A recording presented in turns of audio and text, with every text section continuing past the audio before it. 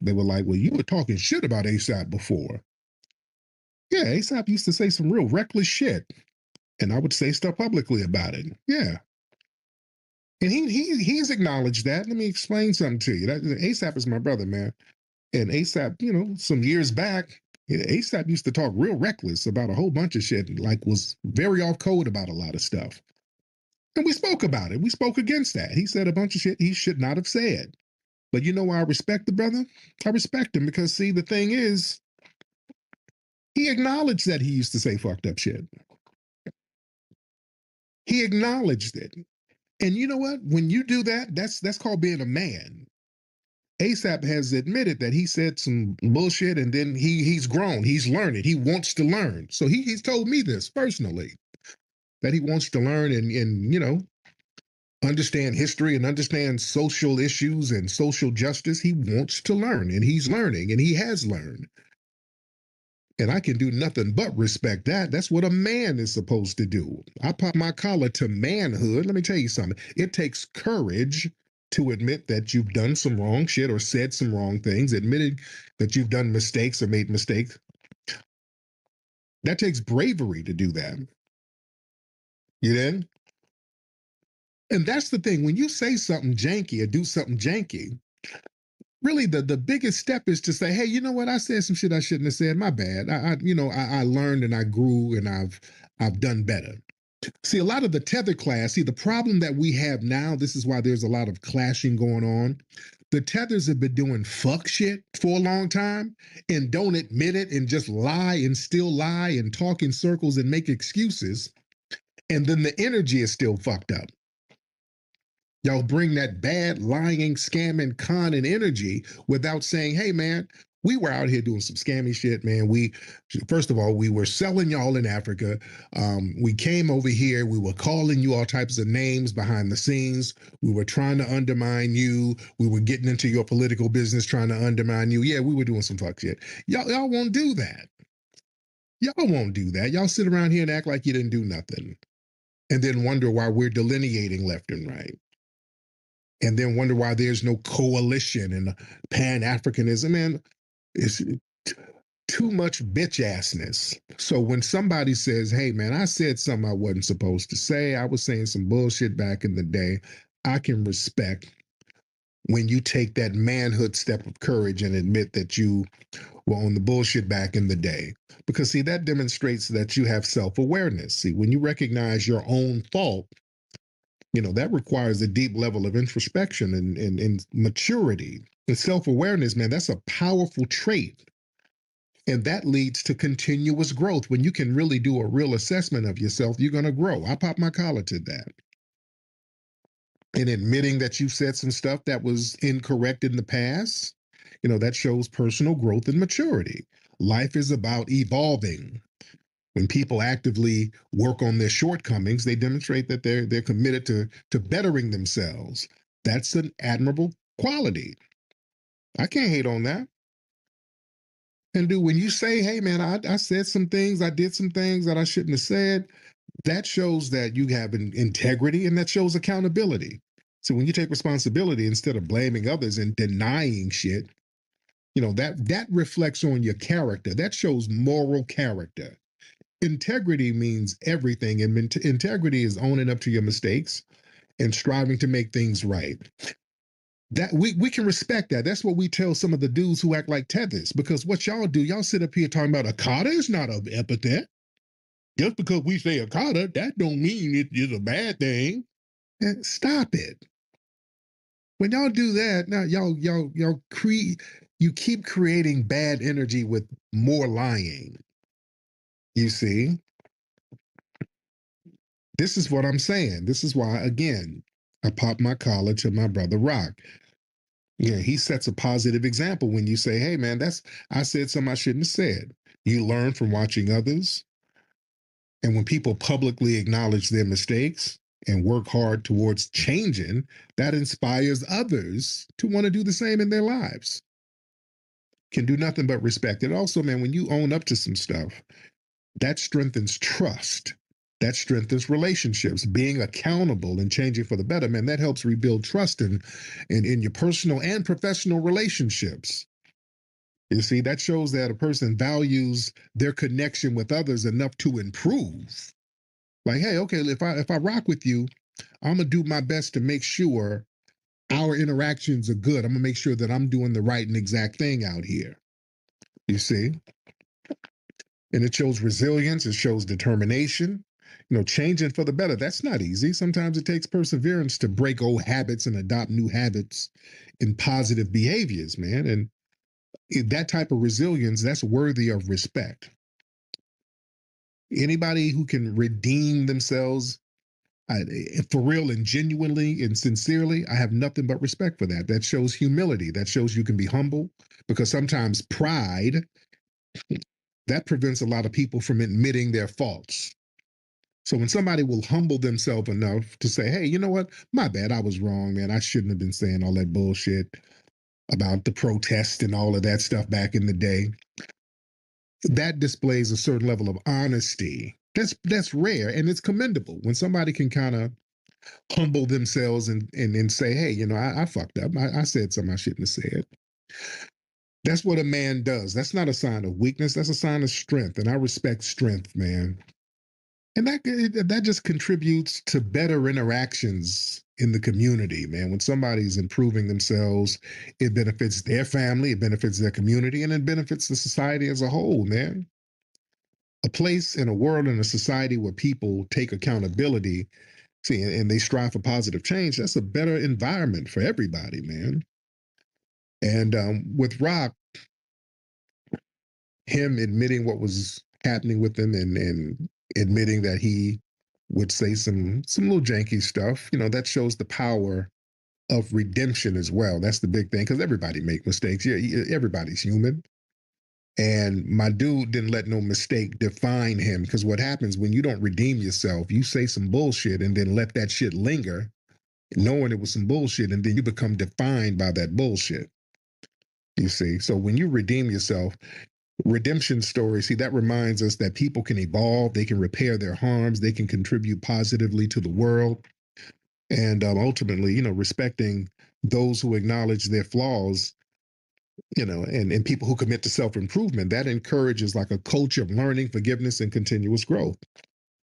You see, so again, with my brother Rocky, I'm very proud of him. Very proud of him. Very happy for him and his family. My brother, me and him chopped it up. He was learning game, wanted me to lace him with game. I laced him with game. He came out when I did my movie microphone check. That brother came out. He was, I think, in the middle of filming a movie, and he was kind of sickly, but that brother came out and supported me, man. That brother came out to New York when we had the screening. That brother came out to show support for our film, man. So that was love. Didn't have to do that, but just out of respect for me, the brother came out and showed respect, and I showed that respect back. You see? And that's what it's all about, man. Men showing other men, women showing other women, us showing each other respect when respect is due. You see? So much respect to that brother, and I'm glad he's going to be all right out here. Y'all, should I get some calls early? Should I get some calls? Because we got a lot of people in here so far, ladies and gentlemen. What's up, Nikki the God? I see you, beloved. Y'all raise your hand if you're ready. Let's get Dat Nika. Let's get Dat Nika, then we get Trey Day in the building. Then we'll get Shania. What's up, Dat Nika in the building? Hey, good morning, good evening. What's up, brother? Well, good morning. I don't know what time it is where you at. Yo. Hold on, brother. Go ahead. But I was just gonna say, look at what the $1 billion do for you. You know what I'm saying? Everybody, you saw how he hugged baby girl after he beat the case too, Hell right? yeah. So you know that the defense budget. You know who was funding the defense budget, right? Man got a good ass defense budget, right? Nigga had motherfucking Al Pacino from Devil's Advocate defending his ass at this point, didn't he?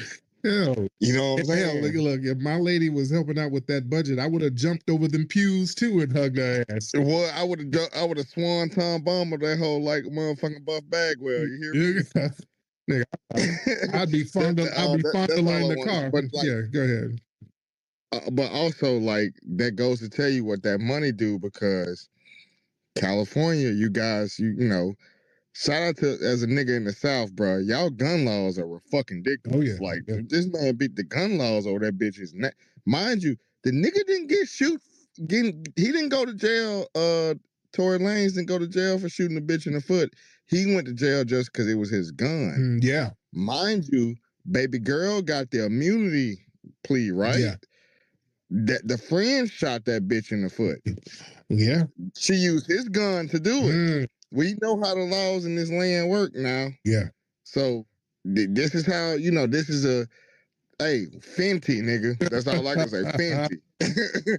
You know what I'm saying, Mr. Tariq. Yeah, Fenty all nigga. day. Yes, sir. My man. Thank you, brother. Let's get Trey.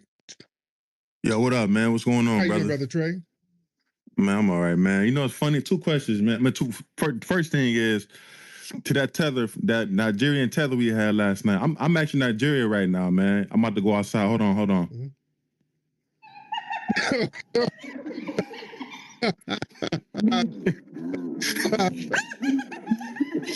I'm just saying, man. You know what I'm saying? So that's the first thing, man. The second thing, man, I want to say is, on the serious note, the first thing we got to do as FBA people, man, we got to stop giving out information away. You know what I'm saying? Because what happens is a lot of these times, like our codes, like where your family from? All from Alabama or Mississippi. We got to stop giving that away because they catch on to that, and they, you know what I'm saying? They can be like, we made a tether. You made a tether. Be like, oh, where you from? Where people from? Alabama. Or what part? Jackson. People like, FBA from Jackson, bro. They gotta be from. Where are people from? Where they from? They from somewhere. They from somewhere in small town somewhere. So when you say Jackson, you are making. Don't make no. Yeah, you were tether, bro. You know what I'm saying? So we got to do better with gatekeeping these things from these people, man. That's all I got to say. And I land my plane. You kind of have a good point because now the tethers are starting to learn some of these cities where we come from in the South. They're starting to learn some of these names. And even I'm still catching them in lies because I'm like, man, where you from? I'm from Dalton, Alabama, nigga. Like, nigga, you ain't from no goddamn Dalton? Dude, I know what people from Dalton sound like. You ain't from no damn Dalton. No, because I'm educated, nigga. No, you ain't from no goddamn Dalton. Yeah, we got tethers out here lying their asses off now. They're trying to tailor their finesse. One big thing, a lot of tethers are claiming Gullah Geechee. That's a big thing. They're really trying to claim. I've seen a lot of them claim some damn Gullah Geechee. So we got to watch, we got to watch people, look at their backgrounds and just kind of watch the game because they're trying to tailor the finesse. They're really trying to tailor it. Guriner, hop in, brother. Hey, what's going on? What's going on, man? How you doing, brother? I'm good, man. Hey, man, this is kind of a side question, but I figured I'd ask anyways because I heard some ramblings about it. Are you ever going to bring the Mac lessons back? Probably not. I mean, people just got to go listen to the old ones. The Mac lessons, that was damn near 20 years ago when I started it. Not damn near, like literally 20 years ago when I started Mac lessons. And it was good for that time. I've evolved, I've grown, I'm married with a bunch of kids now. So me talking about Mac lessons when I'm sitting up here with some damn formula and diaper cream, that's not gonna look right. You think? Because I'm not out here macking. I'm at the crib with all these goddamn kids. I can talk about snack lessons, how to get these kids some damn snacks, but no, y'all got to listen to the archives of Mac lessons, which is, what I do want to do though. What I do want to do, I kind of want to do like a little mini documentary about Mac lessons, the Mac lessons radio show, just to talk about, how innovative that was and how that ushered in a lot of the relationship podcast because Mac lessons, that was really the first of its kind. Nobody was doing anything like that. This was like YouTube wasn't really a thing. YouTube had just come out, but nobody was really posting stuff like that on YouTube because YouTube at the time, 2005, 2006, that's when I started doing Mac lessons.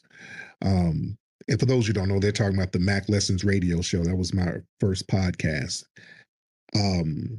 You couldn't do stuff on YouTube. YouTube only had like a 15-minute upload limit. You can only upload videos up to 15 minutes on YouTube. So they didn't even have a mechanism for you to do a podcast. So there were very few podcast mechanisms out there. So we would switch to different platforms, and it was a thing. But you can go listen to the archives. Okay, let me see. Let's get Nathaniel in here. Nathaniel is an East African who pretends to be white for context. So when he comes in, just understand that. Nathaniel, what's happening, bro? Nathaniel, what is happening? I can hear you. What's going on with you? What's up, Turk and the FBA family? I just wanted to give you a shout out for addressing the ASAP Rocky situation. It's good to see him, have that not guilty verdict. It's very good because I don't want to see, our brother ASAP in those prisons for 12 years, which was what he was projected to get. And also, thank you for addressing your flip flop on how earlier during this Sweden situation, you're saying, ASAP, he needs to hold his own nuts. And then you saying, okay, that's because he's atoned for his sins, which is good. But also, one more thing. With ASAP, make sure you get him out of the criminal activities that he's been doing, because, this is the third or fourth time he's had a run with the law, and we don't need him in jail when he has, 3 or 4 kids on the way, or 3 kids currently. But I wanted to ask a reparations question. So we were talking with Ayanna Pressley, which is the U.S. Congresswoman from, I believe, Boston, about how much freedmen are owed reparations. So the average, as far as I know, currently, the average lifetime earnings for a white man today is about $2 million, right? And at the time, at the peak of slavery, right, or even cumulatively, there are about 2 million slaves. So if you times, I think it's 2 or 4 million. So let's just go with 4 million. So if you times 4 million by 2 million, which is the lifetime earnings of white Americans today, that's about 8 trillion, which is a realistic number for reparations. So where does the 40 trillion come from? I never said 40 trillion. Well, you put 30 trillion in the ballpark, correct? Around Your 15, ballpark is 20 trillion. I said around 15, 20 trillion. I've never said 30. Yeah, isn't that too much, considering if we go based off the lifetime earnings of, say, a white person today? This Doge, all of this money that they've been finding. Have you seen the money that they've been finding? They got like the Doge tracker tracking all of the money that's been saved from all of these USAID programs that they've been pulling back from. Have you seen the damn money? Yeah, I want this reparations thing to be over with, and I think it could be if you guys gave a feasible amount. You can't do 15 trillion. If you look at the U.S. budget today, it's about 6 trillion. So if you were to say, okay, let's base it off of $1 million per slave, right? That's about 4 to 8 trillion, which is a doable amount, but you can't do 15 trillion. So I'm confused on where that amount is. I don't want to hear about what's not doable, man. These folks have been throwing money at all of these other groups, man. Hold on, I'm looking at Doge Tracker now. Hold on. They done already within like a couple of weeks done itemized 55 billion damn dollars. This is in a couple of weeks, and they're still digging out money that's been just squandered and wasted. Man, we got the money. That 15, 20 trillion, that's not a bad number at all. That's not a bad number. And they can. Well, where does it come from? Where does it come from? It These sounds tax made up, dollars, though. the same money from that USAID, all of this money, go to Doge.tracker. You can see. No, but where does the estimate come from? Why did you guys? You're not gonna sit here and act dumb. I'm telling you what to look up. You look up Doge Tracker, Doge.tracker. It's a live tracker following all the money. And I'm showing you where this money is coming from. This money is coming from all our tax dollars being funneled into all of these little programs for all of these little special interest groups except us. People like you, Nathaniel, you and your people, y'all getting this money. Now, is that why you kind of have a little contempt for reparations because now your folks are not going to be getting that U.S. aid money? Is that what? No. I support Black America. I'm No, not asking where the money is going to come. no, because even the tone is hostile. I just want this reparations to be over. Everything is hostile. You don't really support it. You sound like you're just trying to figure out a way to sabotage it. You really don't want us to get reparations. He did this to me too, Nathaniel, when I came in here a couple years back, gang. I ain't gonna hold you. But hold on, I get you. Tariq, I'm not asking where the money is going to come from. I'm asking where does the estimate, your 15 trillion estimate, where does that come from? Like, why do you deserve 15 trillion? Yeah, for all of us, why shouldn't we, sir? We literally built up all the wealth of this country, sir. We built this country up for free. All of the wealth came off of our backs. The banking system was built up from slavery. The insurance systems, the medical industries, the railroad industries, Wall Street, these multi-trillion-dollar industries, all of this money was built off our backs. That 15 trillion, that's not asking too much at all. All right. That's unarguable. What you're saying is unarguable, but why is it 15 trillion when, as I said earlier, the average lifetime earnings today for a white man is about 2 million USD. So if you use that 2 million amount of lifetime earnings and you apply it to the 4 billion slaves, that's only about 8 trillion. So why is it double that? Because that money, the great thing is we deserve it. We're owed that. And to be honest, we actually owed more. We actually owed more. 15, 20 trillion, that's a start. We start there. But the great thing is that money will be recirculated into the economy and compounded, and it's going to stimulate the economy. See, that's the good thing with us.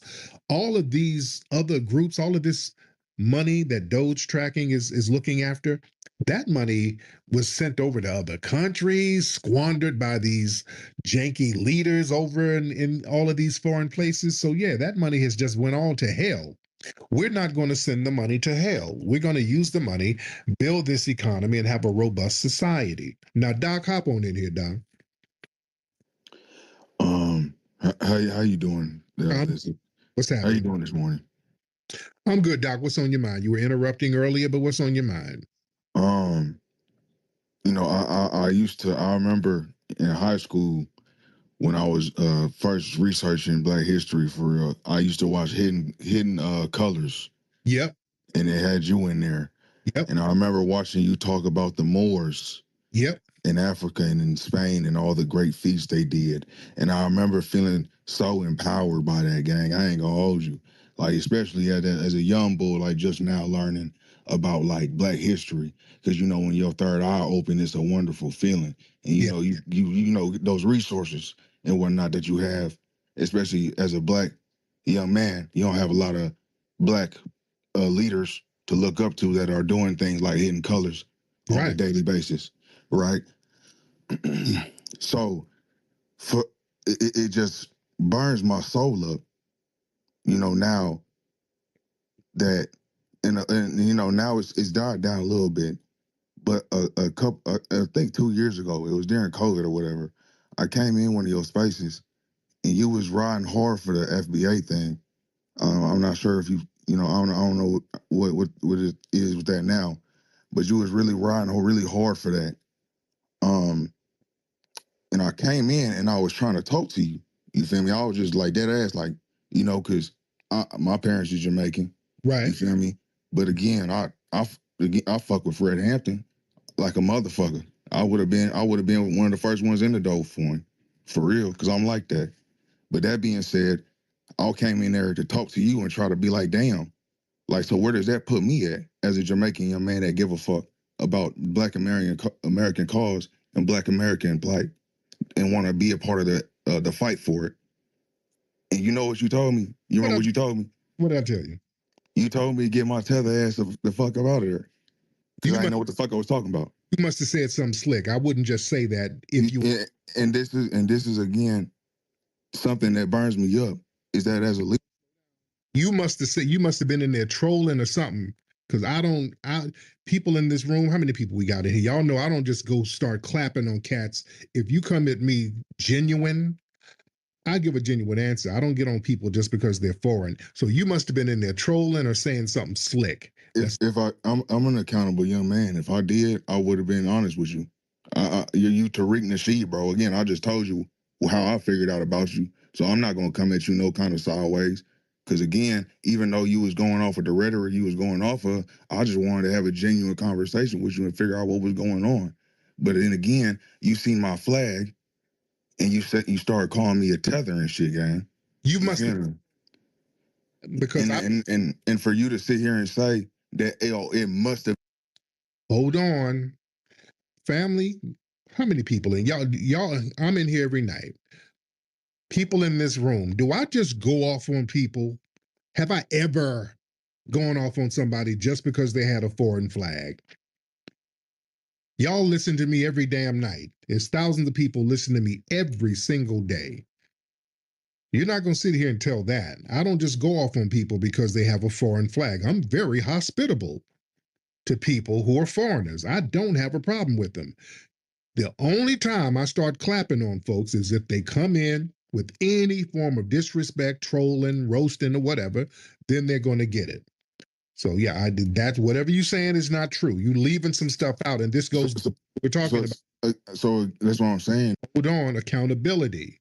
Just like I was talking earlier, cats got to be accountable. Don't come in and act like you innocent, like you didn't do something. If I went at you, you must have done something. Now, if it was a few years ago, I don't remember. You must have done something. You understand what I'm saying? You talking about accountability, and in the same token. Go ahead, Don. Go ahead, Doc. All I was saying was, brother, is that you talking about accountability, and in that same breath, you saying that I must have did something. Yep, because what you're saying is not indicative of me. I just don't go off on people because they have a foreign flag. You make yourself seem innocent. So I came in here today to talk to you, and I made that shit up. You think that I just did that game? Sir, it sounds like you did. Okay. Yeah, so you never called nobody a tether because they had a foreign flag before. No, do that. You have to have done something for me to go off on you and start roasting you. You have to have done something. I just don't do that because you have a foreign flag. What you're saying is a goddamn lie. You're not going to. I know me, and the people in here know me. I don't do that. In fact, brother, I feel you. No, in fact, I'm extremely hospitable with people when they come in here, even if they're foreigners. Even when I'm kind of roasting on cats, I'm very hospitable about it. I welcome people from foreign places to come on in and let me know what's on their mind. I welcome those conversations. So I wouldn't just be get your tether ass out of here. You must have said something. You must have been in there trolling. You must have been doing something, sir. So you're not going to sit here and tell me some shit where I know me and the people here. I feel you, brother. I'll be the example in front of all these people, and I'll tell you I apologize if your memory serves you as me trolling. And again, you said this was back around COVID, so I don't remember. But the thing is, again, I don't have a problem with foreigners. None of us in here has a problem with foreigners. We do have a problem with people who try to undermine our lineage, which has been a problem. Can I ask you? Do you think it would be if you don't remember, right? If you forgot, do you think maybe it's more responsible to say I don't remember that or I forgot versus you're telling somebody that they lying about something that you don't remember? No, because it's not just that I don't remember. I know me. I just wouldn't go off on somebody because they had a foreign flag. I don't do that. I don't do that at all. The only time I snap on folks in here and roast them is if they're saying something slick or if they're trolling or if they're doing some weird stuff in the chat. But I just don't snap because I want people who are foreign to come on in here and talk to us. Let us know what's on your mind. So yeah, what you're saying, that's not true. I know it's not true. I didn't just throw you out of the room and go off on you simply because I saw you had a foreign flag. It's something else. There must have been something else. 100%, because I know how I get down. And I'm cool with Jamaicans. I do not have a problem with no Jamaicans. I go to Jamaica all the damn time. Jamaican cats look out for me. I'm real cool with Jamaicans. When I go, 100. I got love for Jamaicans. One of my barbers, one of my good guys, my brother Jay, who's real good with my family and the whole shit. He's Jamaican. I ain't got no problem with no Jamaicans. A lot of love for Jamaicans. For sure, brother. Well, Yeah, shit. I just ate some goddamn curry chicken and some festival bread earlier. shit, much love, brother. I ain't trying to, because I know there's probably other people that want to come over here and have a conversation with you, and I ain't trying to take up no more of your time. But I do want to say I appreciate you for, spreading the knowledge that you do spread that is conducive to our community. No when doubt. You do it. Much God bless you for that. Thank you, brother. But listen, yeah, now y'all not gonna sit up and say we just we don't attack folks just because you got a damn flag. Listen. The thing is, a lot of folks are upset because the Pan African thing is kind of that shit is fizzled out. Let's be real. A lot of people are upset because the Pan African thing has fizzled. You understand? That has fizzled. And justifiably so. And a lot of people are kind of upset with us about us kind of abandoning the Pan-African thing because they always come to us, well, y'all, a few years ago, y'all were talking about Pan-Africanism. Y'all were talking about Africa. You had made hidden color. You were talking about Africa. We don't have a problem with Africa. The problem is we're shifting our priority to our lineage, justifiably. Why? Number one, Pan-Africanism, it just has not been reciprocated. We have a couple of people who are riders, but hell, despite foundational Black Americans historically embracing Caribbeans and Africans and all these other people in communities, they've not shown the same level of solidarity. Come on now, let's just tell the truth. African and Caribbean immigrants, man, they come over here and they start prioritizing their own ethnic and national identities. Do you prioritize your own joint? Shit, you do. Y'all come over and you have your Caribbean Day Parade, Puerto Rican Day Parade, this day parade, which is fine. Okay, that's fine. And look, we foundational Black Americans, we have a unique ethnogenesis, just like Jamaicans, just like Haitians, just like Nigerians. They recognize their own distinct identities. Foundational Black Americans, we have our own lineage, our own history, our own cultural development that is separate from Africa and the Caribbean family. Okay, can we all just acknowledge that? Because you guys have cultures that's separate from foundational Black Americans. That's great. I don't take credit for jerk chicken and curry chicken. Again, I had some earlier. It was good. We don't take credit for it. You shouldn't take credit for our soul food. We have a distinct culture that is unique and separate from your culture. It only gets divisive when we acknowledge our culture is different too. You can acknowledge the differences in your culture, and we're supposed to respect it, and we do. And the minute we say, okay, we got our music, no. Hip hop was from us too, nigga. Yeah, okay. Then everybody has to claim jump our joints. See, this is where the problem is. We're not supposed to acknowledge our culture independent of Africans and the Caribbeans. You see? That's a problem. We're called divisive when we do it. That's a problem. You see? And let's be real. This Pan-African thing, it brings over a lot of non-FBA immigrants to come over here to pursue their own best interest, independent of us. You see? And let's truth be told, Africa, they don't really recognize foundational Black Americans as their own. They don't. Those African nations don't really offer citizenship or automatic rights to foundational Black Americans, despite all that Pan-African rhetoric in Ghana. Them too, they got that right to abode, and we got to go over there dropping off all types of money. And then they open it up for everybody because they sit up and talk about all the black folks who can get quote unquote citizenship. They were sitting over there letting East Indians, Palestinians, and Middle Eastern, they let everybody go over there and get quote citizenship, quote unquote, quote unquote. You see? Meanwhile, Foundation of Black Americans, we've always supported African causes, from fighting apartheid, to donating to African nations in times of crisis. And there's just been a lack of reciprocity. And that just made us say, hey, you know what?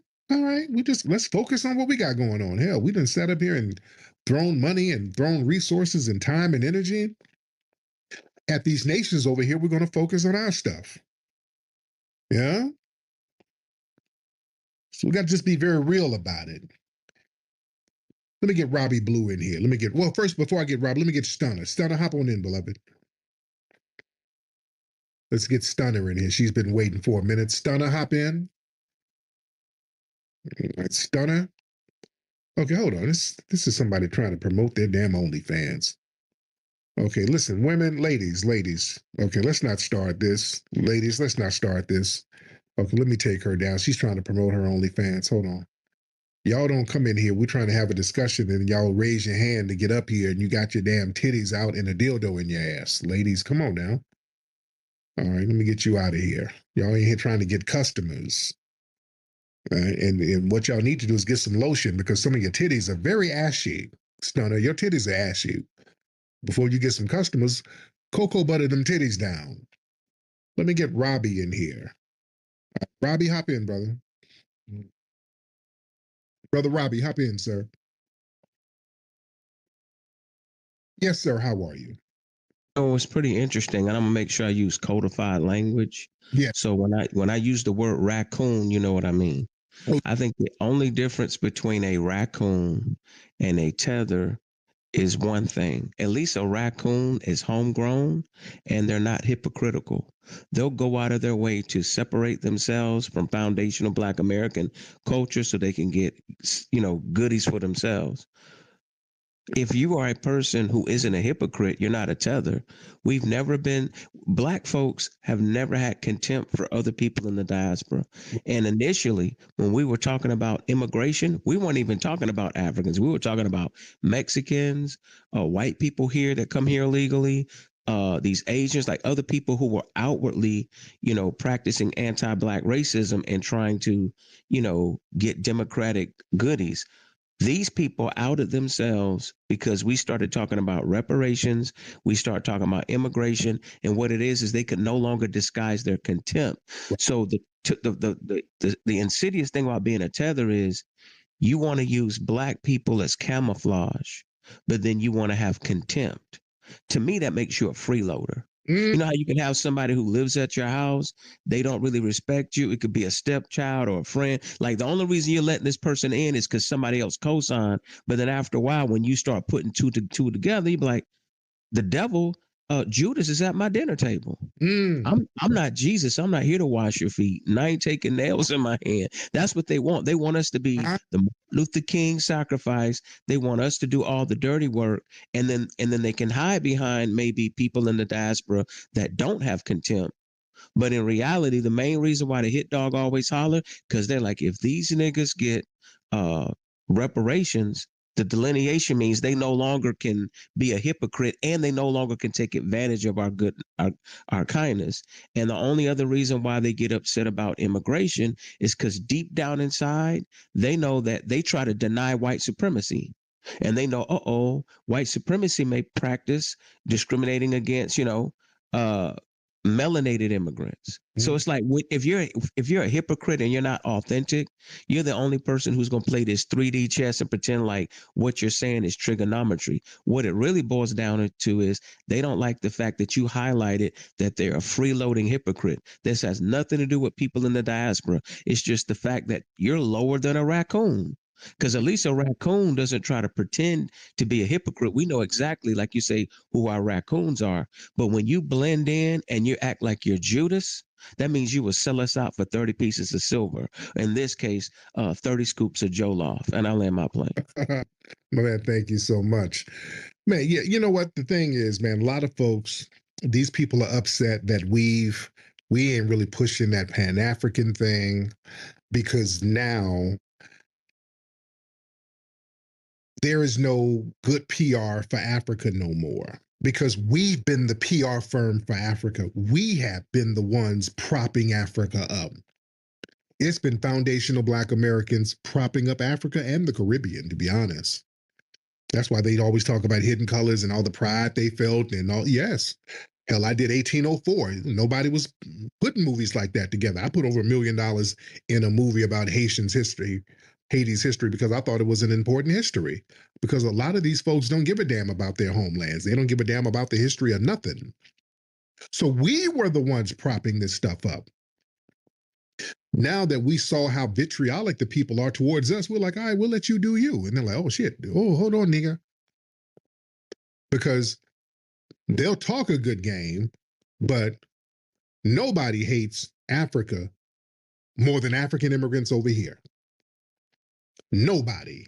They talk about us hating Africa if we don't want to prop Africa up. Oh, you niggas hit the motherland. You're the one who ran from the motherland and never looked back. You understand? There was a dude on Twitter that we retweeted, some Nigerian dude, and he was trying to take a shot at us. He was like, thank God I'm from Nigeria. I know exactly where and who my ancestors are, and my last name is mine, not some slave master's. There's something beyond valuable about knowing where you came from. I suggest you do your research. It'll give you an unmatched confidence in self. This Negro tweeted that from Nebraska. That Negro is sitting his musty ass over here while he's tweeting that bullshit.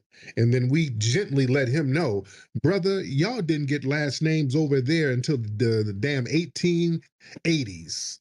You didn't get last names until the damn British colonized your ass. Y'all didn't even have last names. This is why you better know some history. When they start doing that damn tether babble, shut that bullshit down. They didn't have no last names over there until the British said, okay, all y'all niggas look alike and all your name is Umdugu. So you Umdugu Jones, Umdugu Jenkins, Umdugu Boyoga. They started making them get last names based on like your father's name. So if your daddy's name is Boye, so you Umdugo Boye, son of Boye. Whatever your tribe is, Umdugo Ashanti. So the British went over there and made them get names because they needed to do a census count. They needed to do record keeping of the people. They need to keep track of everybody. They need to put folks in schools. So they said, okay, well, y'all Negroes need some last names. Just give me a damn lab, make up some shit, and we'll enroll you in school, nigga, and give you a bowl of Jollof. It was that. So don't let them run around here with that, oh, my strong last name. Nigga, you just got them damn last names. You're a new booty. You just got them. And you got them because the British made you get them. You understand? The British made you get them. You better know some damn history here. And look, here's the thing. Let me keep it a bean about Pan-Africanism. Let's be real. The reason why we have kind of started focusing on our lineage, Pan-Africanism has been weaponized against us. You understand what I'm saying? I want y'all to feel me. When we look at it, Pan-Africanism was used as a damn weapon against us. See, what they would do, they would use Pan-Africanism to really guilt trip foundational Black Americans into prioritizing everybody else's struggles. We were always told, hey, man, everybody, people of color, they have African lineage, so we're all in this together. So foundational Black Americans, you need to help fight for the interests of all Black people globally, Palestinians too, because they got a little African in them, Puerto Ricans, Hispanic, they got a little African in them, so you got to fight for everybody. While all of these other nations and these immigrants, they prioritize their own national and tribal groups. So we sat up here giving all of our resources and energy to movements that simply never reciprocated. They don't reciprocate. Despite what they're saying now, the Mexicans, they keep trying to talk about how they thought slavery, that's their little talking point. They keep talking about how we need to jump in front of the bullet for them because, yeah, Mexico allowed slaves to come down there. Well, no, they better tell the whole truth. And I done broke that down many times. The slaves they were talking about were in Texas for the most part, and they were going into deeper down into Mexico. But the thing is, Texas was a part of Mexico at the time. And they forced Texas, the white supremacists made them allow Texas to be a slave territory, even though it was a part of Mexico. So you're not going to allow slavery and then sit up here and give props for black folks going deeper into Mexico where the slavery was not allowed because of Vicente Guerrero, and then pop your collar as if you're doing something fly. No. Texas made a little special deal. Well, Mexico allowed Texas to be a slave territory. And then the slaves just went down deeper into Mexico. So, yeah, that's nothing you can really pop your collar to. And plus, like I said, they were using the Black Seminoles as the military arm to protect the border of Mexico. So they cut a deal with them. So it wasn't these poor little scared, downtrodden slaves. No, they requested for the Black Seminoles to come down there because the Black Seminoles had just whooped on the U.S. government and whooped on some Native American tribes who was trying to put them in slavery. So they said, okay, we're going to give you sovereignty if you protect this border because our border is weak. So let's put all that stuff in context. But like I said, again, with Pan-Africanism, it's been weaponized against us, man. They use Pan-Africanism to dismiss the uniqueness of foundational Black Americans' oppression and our struggle. See, when foundational Black Americans, when we start advocating for reparations and policies specific for us, the Pan-Africans, what do? They come in talking about, well, damn it, all Black people be suffering. If you black, if a cop pulled you over, he ain't gonna know if I'm in Ugandan, Nigerian, Jamaican, so we all need to get some reparations. So damn, it turns into a thing where it undermines our reparations claim and our justice claim. It always turns into something that kicks us in the ass. Also, it's the Pan-Africanism has been weaponized against us and used to justify flooding the U.S. with a bunch of melanated immigrants who undermine our interests. Under the guise of Pan-African unity, they have mass immigration policies that come in and they bring these people in large numbers who look down on us, who get over here and then tell each other, stay away from the Akata, stay away from those Yanks. You dig? And then now we see with this Doge thing, all of these resources that folks were secretly getting too. Yeah. While they're still maintaining their own distinct ethnic identities. Yeah. They go set up a little ethnic enclave and keep us out of their little ethnic enclaves. You dig? Let's keep that thing a being. That's how they try to get us to support immigration. Even now, they still try to do it now. When we say, hey, look, this immigration thing, that's not our fight. We ain't really hopping on the banner for that whole immigration thing. And then they'll say, well, you know, there's some Black immigrants too. And the hell does that mean? Well, that's supposed to shame us into jumping up? Hell no. No. We didn't. No. You know who messed that up? All of the tethers who would come in the clubhouse, come in these spaces talking all that shit. You had these melanated immigrants who's supposed to be Black talking cash shit about us. You know who messed that up for y'all? Melanated immigrants like Myron Gaines and his ilk. No, y'all not gonna sit up here talking about, ooh, we gotta jump up for a Black immigrant or immigrants are Black too, when y'all got Myron, the pickle nose Gaines, sitting around here doing what he does. No. Y'all not gonna act like he's not a thing and his ilk. No. Those are the people y'all need to blame for y'all folks getting deported and us not supporting them. That right there, we done sat up here and let the Myron Gaines of the world come over here and just denigrate us. Women go up to their show, they jumping on sisters, and man, get the hell out of here.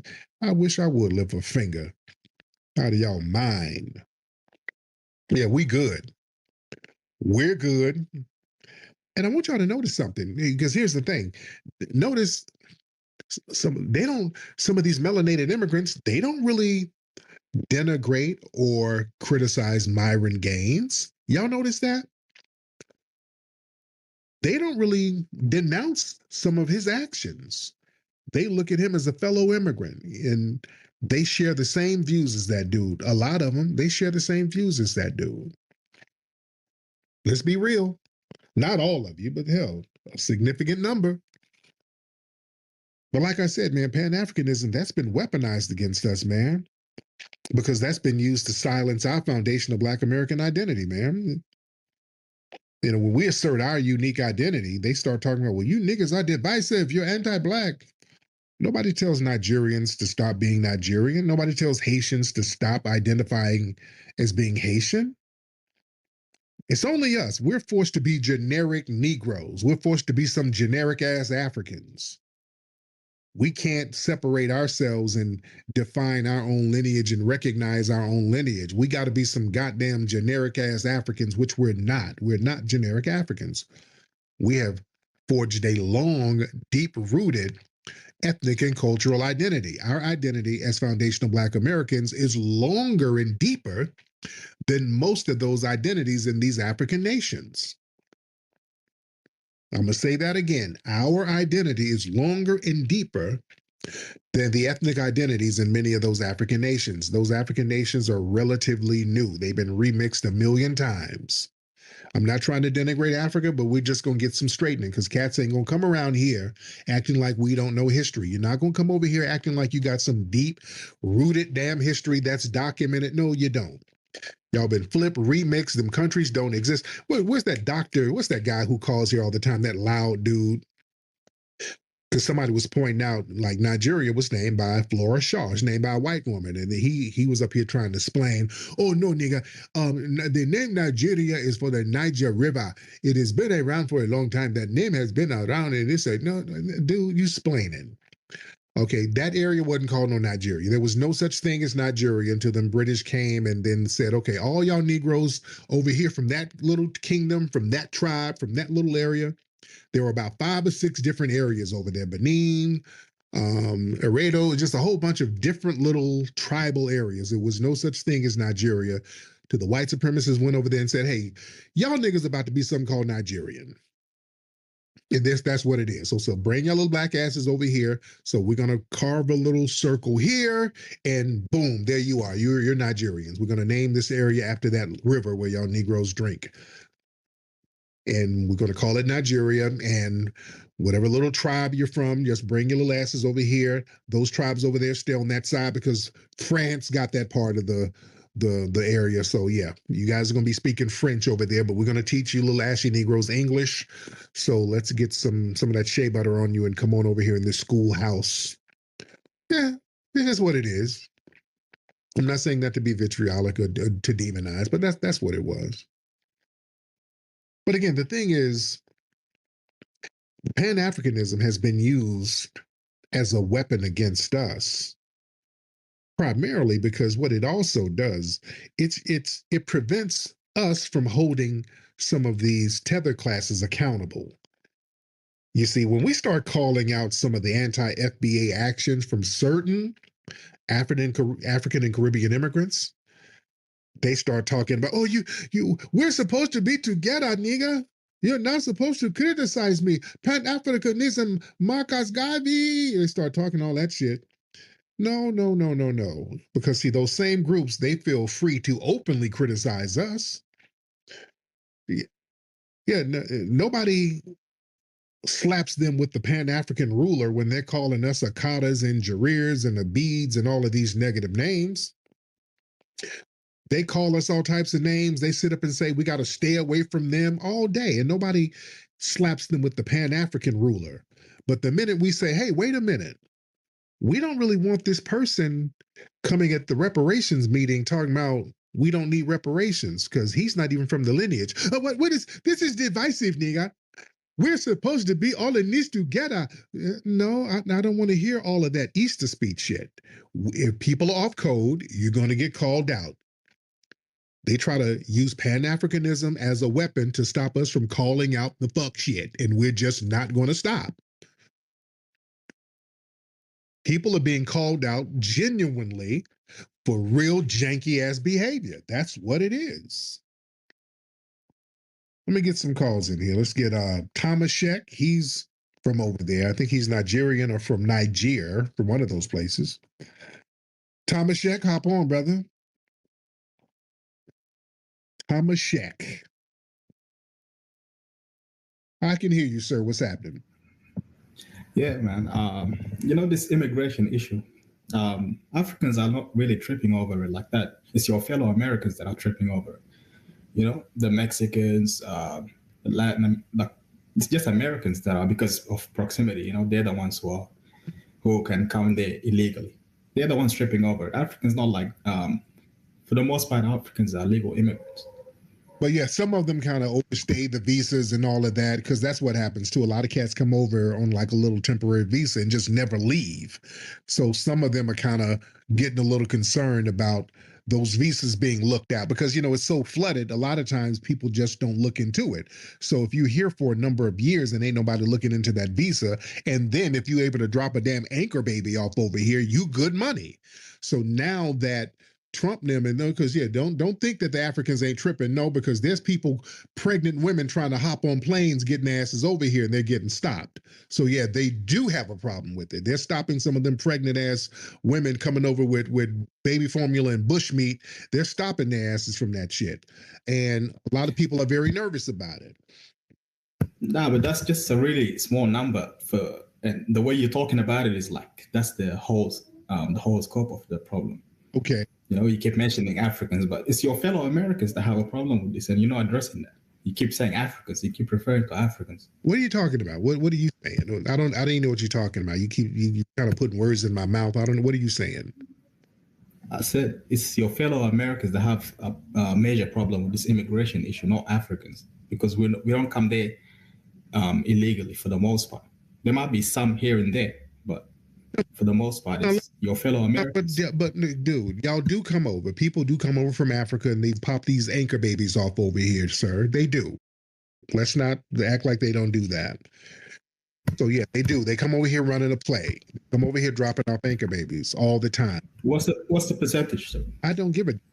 Let's get Brother Kanye in here. Well, what's the percentage? Who gives a fuck? Brother Kanye, hop in. What's going on, Flex? How you doing, man? Good, brother. Go ahead, brother. Speak to him. I think it's hilarious that they try to play the numbers game when we had this discussion. It doesn't matter if it's 0.1%. Right. You know what the problem is? When these niggas come over here and they look like me and you after they had his hair transplant surgeries and shit, and they get in Congress and they say, we need to get rid of Black History Month. Right. And then you look at them and people mistake them for us. Mm-hmm. Byron Donalds, the dude from Florida, he on the MAGA train. He went on the Breakfast Club and said, yeah, I don't believe in reparations because my mom wouldn't get them.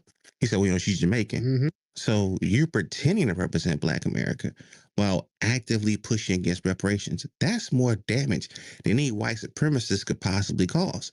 And just today, it's a Caribbean lady, of course, talking about, y'all got a lot of smoke for the white supremacists, not for, y'all got smoke for foreigners, but not white supremacists. And you look down her shit, and she's bragging about being Caribbean. I just think it's crazy how they mischaracterize what actually happened.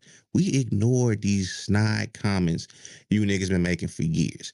Now we addressing y'all, the supremacists, the Mexicans, the Chinese, the Taiwanese, anybody over here that is not tied to this land and speaking on our issues, we deal with it. We normally just ignore you niggas, but now he's like, you know what, y'all right. Let's separate because y'all started the trend on being damaging to the movement. As long as y'all was just hustling and talking about y'all African shit on y'all side, we didn't give a fuck. When y'all start taking political positions and saying shit like we need to get rid of Black History Month and we got to forget slavery and reparations need to go away, like hell no, we're not doing that. So now y'all just the same as white supremacists, y'all just louder and cause more damage because motherfuckers mistake y'all for us. That's why we push back against y'all the way we do. That's the whole point. Appreciate it, Flex. Man, thank you so much, brother. Yes, sir. Yo, Rick, could I just say it's a bit rich from you guys calling Africans like white supremacists when you're in their military, the military of the white supremacists, you're in the economy, contributing your tax dollars to fund their wars, and you're calling us white supremacists. Just a bit rich, you know. Sir, y'all be over there in Africa beating the brakes off each other. And y'all didn't even need a white person in there with you. You don't even need a white person around you. Y'all just be beating the brakes off each other over there, sir. Do you really want to go there? No, but it's just hilarious when you say you acted like white supremacists when you're in the white supremacist military going around the world with them committing crimes against humanity all over the world. So it's humanity. Y'all have a little white supremacists in your little brains over there. Y'all be bashing the hell out of each other, having tribal wars, wiping out whole villages, kidnapping whole schools of girls over there, sir. Y'all be doing all types of reckless shit to each other over there. But what does that have to do with you being with the white supremacist military and complaining about white supremacy at the same time? Worse than them because we don't do the shit you do. We don't be wiping out whole sloths of black people like you do. Y'all wipe out more black folks over there than any of the white supremacists today. Y'all the worst. And that's your country, your tax dollars funding. We don't do that. We don't do that. We don't. Yes, no, you we do. don't. No, we don't. We don't. What do you mean? No, we don't. No. You're an American, bro. Aren't you an American? Yeah, I'm an American. We don't be wiping out whole communities of people, hundreds at a time. And by the thousands, y'all be having all types of tribal wars over there. Sir, come on now. You're not going to project. Dwight, let me get Dwight in here. Wow. Dwight, hop in, brother. Yeah, man. Hey, shout out to FBA, man. Doing a great job with keeping the conversation abroad and making sure that they don't drown it out, and I know why a lot of us we get so emotional, but we gotta remember, like, see how Mr. Tariq, you can come in and lay the foundation of the conversation, and then a lot of the time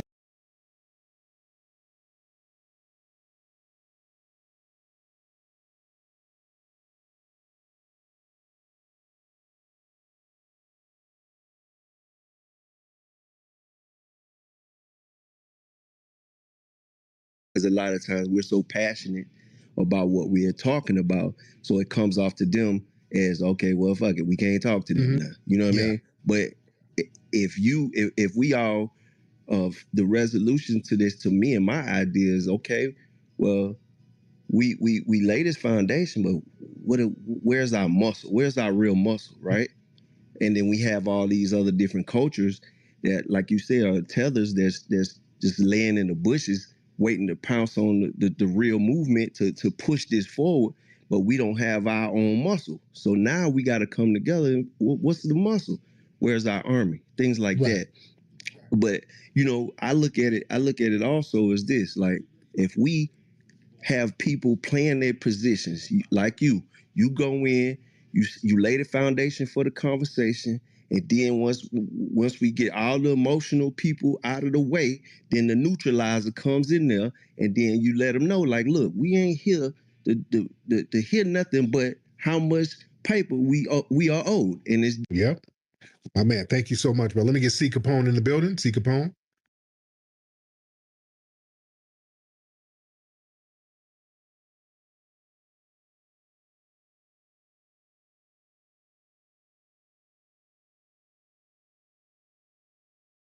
Anderson, Malcolm X, and the other greats and the professors we got in the room.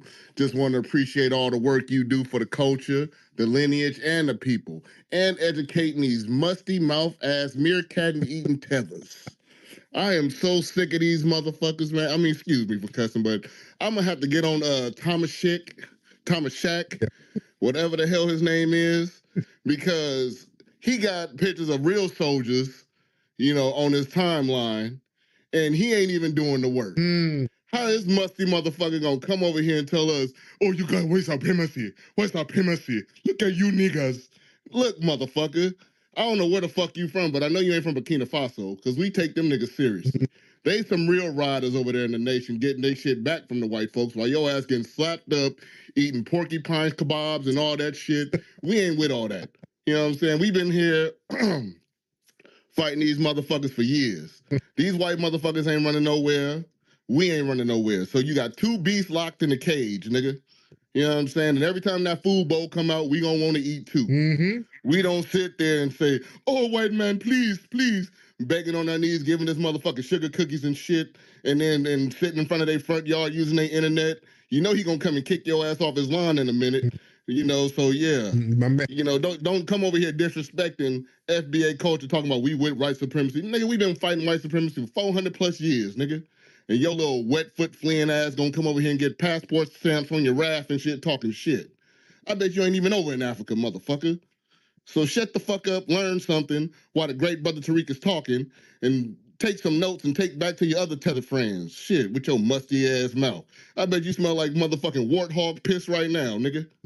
But brother Tariq, I appreciate the time, my brother. You are up there honored with the greats, and you are one of the untouchables. And this musty mouth nigga done got me started this afternoon or this evening when he just come over here disrespecting, talk about, well, you deal with white supremacy because you guys are in the military and your tax dollars go through them.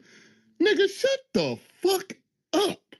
You know, I'm so sick of you motherfuckers. I'm so glad this Pan-African shit is dead and you motherfuckers is holding your own nuts because this is the time we need to get our people back in order. And then, yeah, and Byron Donalds, fuck him. Yeah. For real, for real.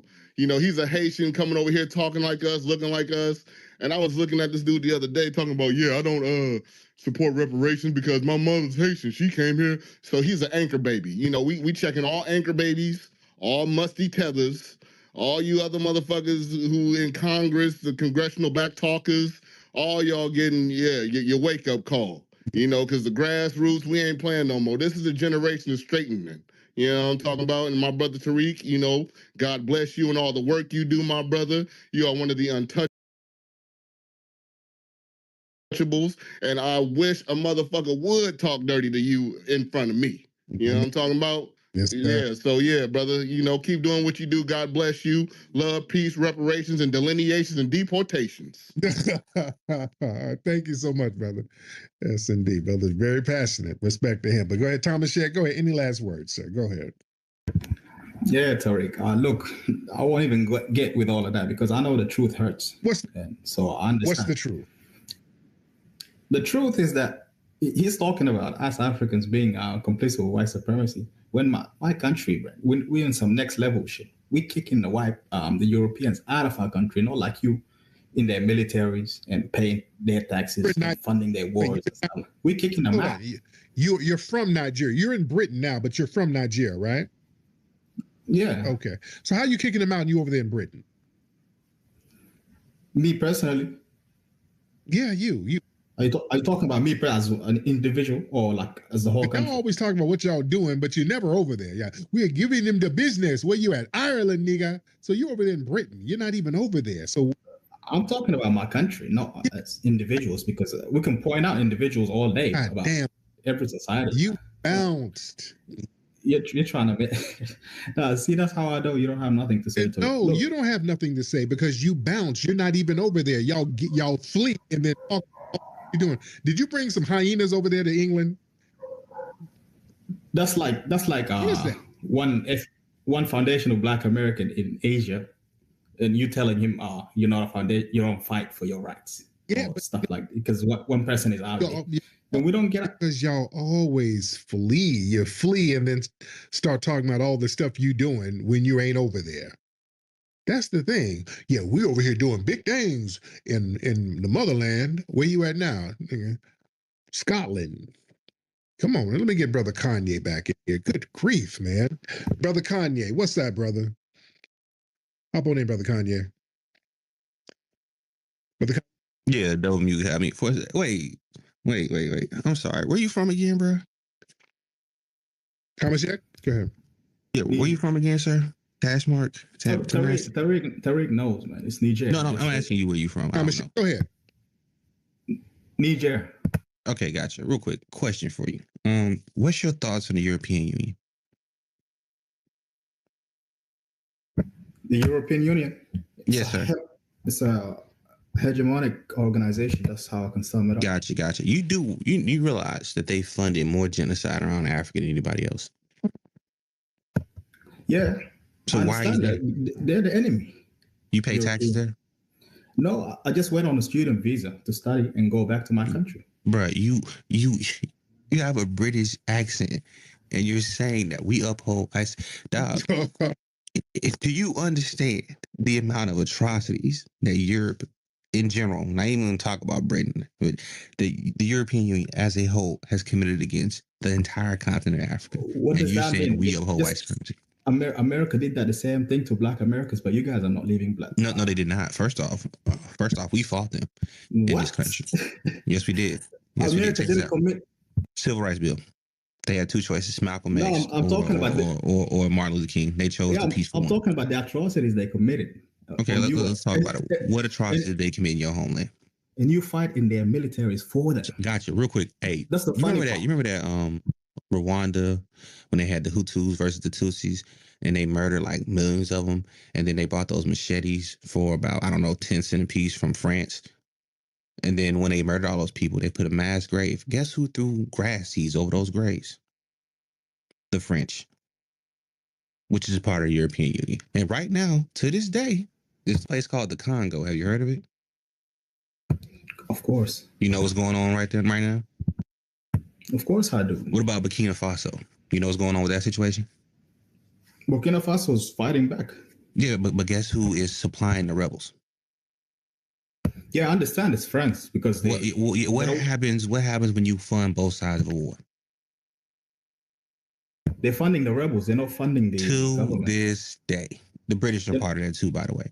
They're not funding the government though. The government is kicking the French out. Are you serious? They're funding both sides. There are farmers in Burkina Faso, right, that they're being made to look like targets. And now you have the government targeting the farmers. Now you have the farmers going at it with the French. It's 1-on-1. They have them divide and conquer. They're fighting each other while also fighting the Arabs from the north. You know that, right? But what are you trying to say, though? Because I'm trying to tell you that the European Union, right, where you're living right now, is funding both sides of that war. And they're getting paid handsomely from it. And you talking about us with white supremacy? What do you mean living? I just told you I went there to study and go back. So you back in your hometown now? Bro, do you understand English? So that's a no.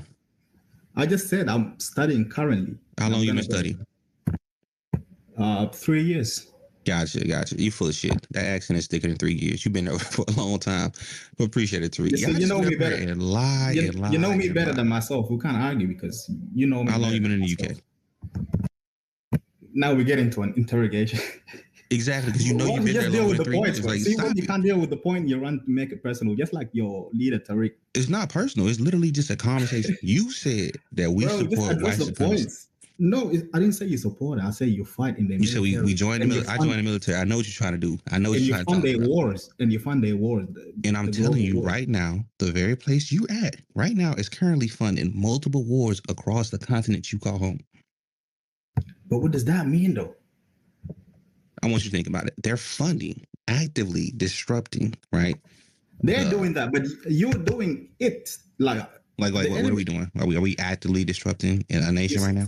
Wait, hold on. You're saying our enemies are funding our rebels here? That's understandable because that's what an enemy would do to. So they get a pass for it. So you give white supremacy a pass. What do you mean? We're fighting them. We're actively fighting them. How are you telling me they're gonna get? So you're giving white supremacy a pass? What? You said that's what they're supposed to do. Does that make it right? No, but that's what an enemy does. But you're living there. You're living in the heart. You're living in the heart of white supremacy, telling us we not fighting it. That's crazy. Bro, at least I'm not in their militaries and I'm not funding their wars. Which makes it even worse. You're not even trying to learn how to fight. But you're being complicit, though. You're being complicit with them. You're funding their war because you're fighting for them. You're spilling your blood for them, and you freaking all your tax dollars go to their wars. Look at Palestine, for example. Tariq had to kick me off yesterday when I brought that up. But look at Palestine, for example. But your tax dollars are going to Britain, and they colonize your ass. What you talking about? Yeah, y'all pay reparations to the UK. I just thought about that. How do you feel about your country having to pay reparations to the UK? Y'all hustling backwards. Y'all going the wrong way. Like y'all supposed to get reparations. Y'all paying it. How does that make sense? But how can you talk about reparations when you're enjoying the loot? with the No, white listen. supremacists. That's the difference between me and you. That's what Our I'm saying, family, our ancestors fought. You guys are paying reparations to the French and British right now. How does that make you feel? Because they pat you on the head and tell you can come study at their schools makes you special. What do you mean? How does that? How are we like funding? So you telling me you know your country don't pay reparations to the British and French? No, they definitely do. We don't. Okay, bro, gotcha. Real quick. Just kick them out. Real quick. On, the largest diamond in the world. The largest diamond in the world. What was that found at? The largest what? Diamond in the world. What was that found? I'm not sure. You tell me. Nigeria. You know where it's at? Take a while. In an English museum. In an English museum. Thank you. So they literally been robbing y'all. They've been robbing us, but you complicitly with the fighting for them. That's the difference between us. No. Okay. No. We're fighting for ourselves. That's the difference. We're fighting for ourselves. Come on. You're spilling your blood to go and fight. We're fighting for ourselves. That's the difference. So what does, for example, Palestine have to do anything? What have the Palestinians nothing to this conversation? Why are you bringing it up? What have they done to you personally for you to go and? Why you keep bringing this up? We have nothing to do with that. I really think I could get him. What do you mean you don't have nothing to do with that? Your tax dollars are going to fund. It's not an American war. So America's not backing Israel in its war with America is protecting. That's what you're telling me. Why America? Exactly. So you're telling me you're enjoying the loot then? You're enjoying the loot with the white supremacists, and you're talking about reparations. Hold on 1 second. I can't hear that both. It's just hypocritical as hell, man. You don't. It's not hypocritical at all. Like you live in the heart of white supremacy. Standpoint you talk from and say that, and then one of these people will call me a tether, but you're mad wrong.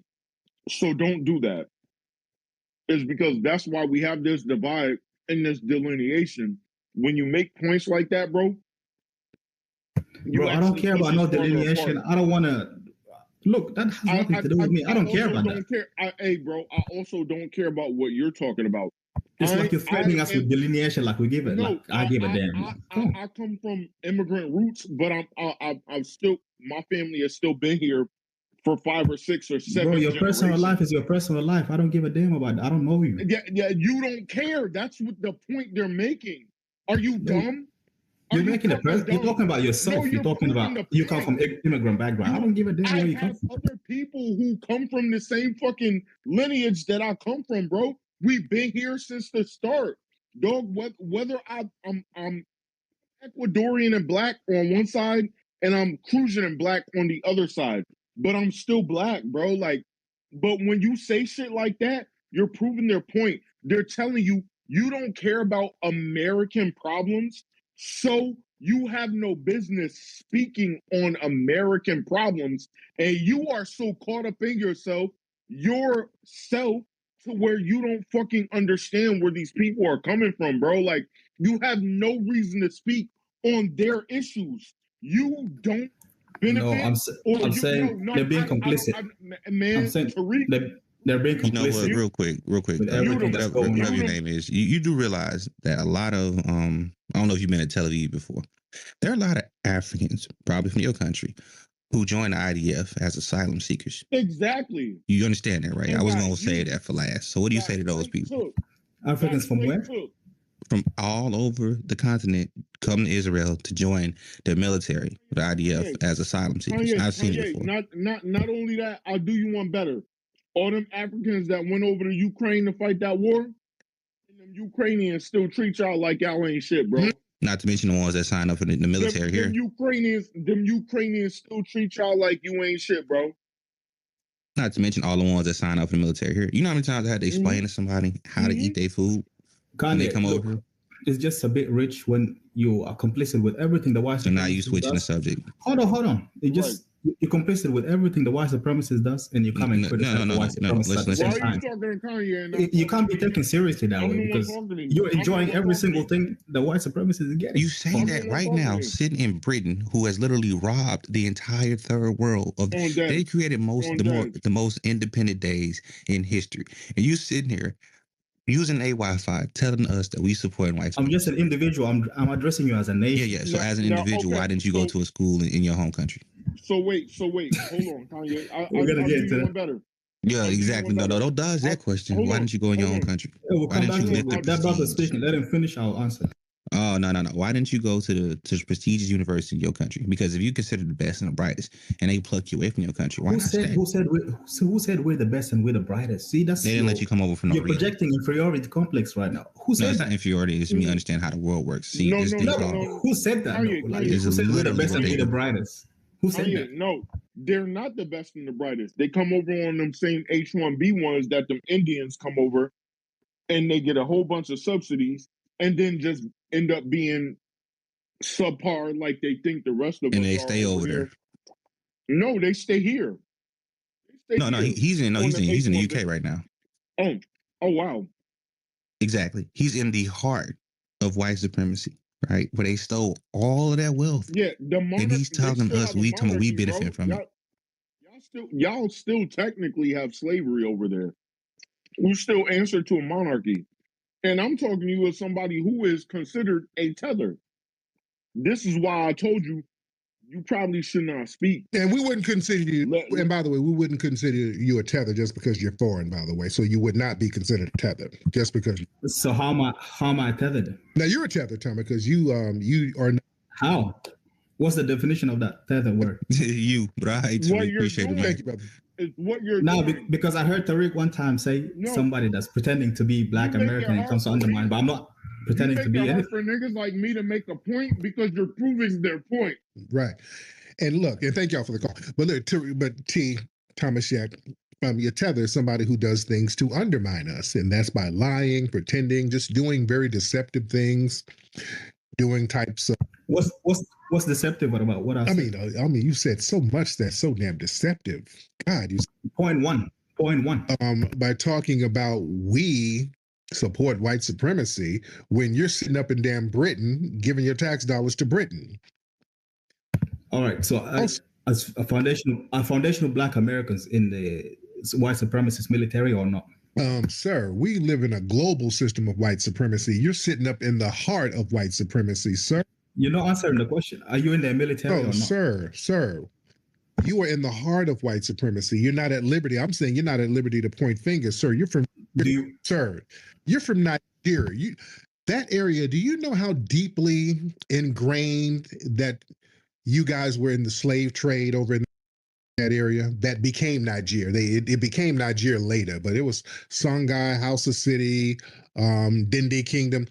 Those were heavy slave trade areas where you were complicit with the white supremacists in selling niggas. Do you really want to go there talking about being complicit with white supremacy from where you're from?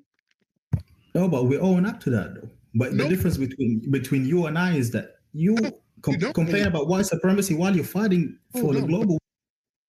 Family, do y'all understand where this dude is from? That area, that was one of the main hubs of the transatlantic slave trade. Them musty Sambos over there getting people out of Central Africa, bringing them over to the coast. That was over there where he's from. These folks were lock and step with the damn white supremacists and selling people. So it's a lot of nerve for this guy to sit here and point the finger talking about we're in the military, in the white supremacist military. Stop it, sir. You're reaching.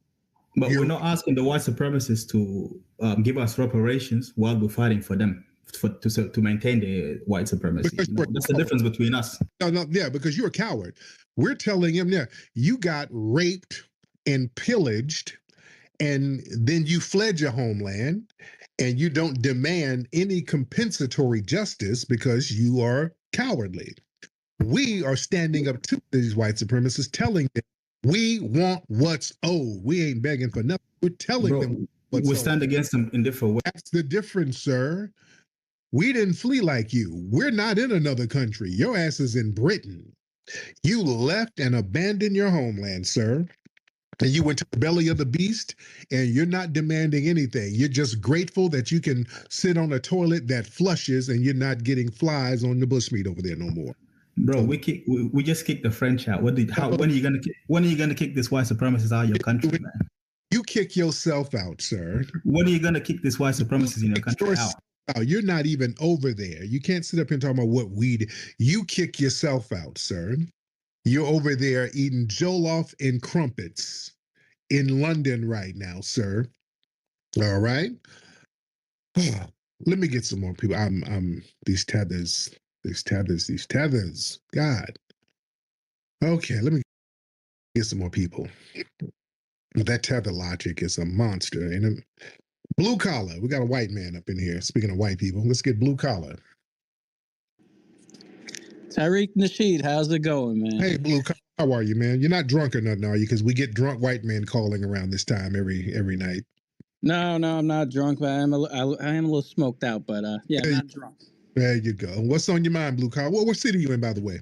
I'm Jersey City, New Jersey. Jersey City. Shout out to Jersey. What's on your mind? Not much. What's going? I just want to come by and say I'm appreciating the sentiment I'm hearing from my Black American folk. You know, my fellow nationalists. Because even though we don't agree on everything, Tyreek, you know, I just pop in here every once in a while and listen to you guys. And I was like, you know what? The way you guys stick up for American, you know, Black American values against all these foreigners, you know, I like what I'm seeing, and continue the good work, guys. Continue the good work, because, you know, America against everybody. That's what I say. White, Black, you know, or Mexican Americans, you know, all those other Americans. So we're going to get it together. We're going to get it together. Yes, indeed. Y'all have those sentiments when a black boxer is fighting, because y'all say America against everybody except. Oh, no, man. I love boxing, and I always go for the American. I don't care if he's Black or Mexicano.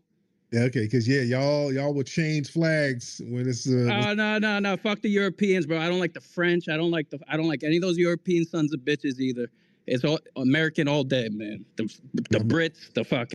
There you go. Because I remember going to Floyd Mayweather fight around 2017, 2018 when he fought Conor McGregor. I remember being up there in Vegas, and I was the only one there sporting the American flag. If you go look at pictures, I got pictures on my social media. I was supporting the American boxer. I had the American flag. You had white people all in Vegas running around with Irish flags. You see? So they abandoned the flag at the drop of a damn hat so they could support the white guy. They were selling out of Irish flags in Vegas. So many white people wanted them Irish flags. They weren't Irish. They were doing that because of the white guy. Yeah. They wanted to see a black guy get whooped. I was standing on patriotism business. Yeah. Let me see. Let's get some folks in here. We're in here deep. Let's get Noni. Noni in the building. Let's get Noni. Hop on in here, Noni. And then we got John O'Connor. So, Noni, you ready? Yo, Noni, yo, Noni, yo, Noni. Good evening. Hello, everybody. Hey, Noni, how are you? I'm doing good. Good evening. Peace to the room. Peace to the family.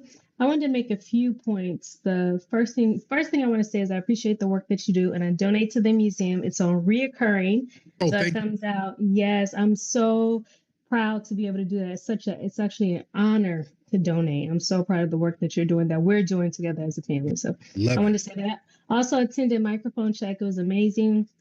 Such a good time, such a vibe. So thank you for that. Thank you. So I want to bring up 2 points. The first point, going back to the ASAP Rocky thing, is that I think, you know, he's a young man.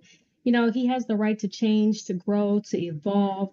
And he's in an industry. He's in an industry where it's very easy to be misled, where others profit, you know, greatly off of him being misled. It takes a lot of courage to, you know, reconnect, to grow, and to be connected to the grassroots. So I'm proud of him. I'm proud of his family. I'm proud of what they're doing. The other thing that I think people do is they make these connections with you and people. You know, it's this desire to villainize you, to dehumanize you. And so you standing up for him and being able to say, this is a young man, I'm willing to lace him up, give him game, help him grow. People don't like that. They want to always connect you to something that is, you know, the part of you that's humanity, they choose to not see. So I think it's obviously about him, but it's just the desire to villainize you and make you out to be someone who's always looking for the harm in people. So I'm proud of you in that, as a young man, you're able to say, we're going to make sure he's all right. And he's half FBA, I believe. So he's our brother. So we bless him. We pray for him and his family. He has a beautiful family. And I think that's the other part that bothers people. Yes. So I wanted to make those points, and thank you again for all that you do. God bless you. All right, let me get El Presidente. Okay, we just had our wonderful FBA sister up, but now here's the flip side. We got, okay, y'all, okay, you got to psychologically get yourself ready because this is, she's a tether, boy. All right, so El Presidente, let's have it. What you got to say? I'm in Ghana. How am I a tether when I'm in Africa? I really don't believe you're in Ghana. I just don't. I think you're somewhere over here in Jacksonville, People Florida. on this app know me. I'm in Ghana, like Kumasi. I'm Asante. I'm a Khan. Right? I'm a chief priestess where I'm from. Ma'am, you know? I think you are a waitress at Olive Garden in Jacksonville, Florida, somewhere.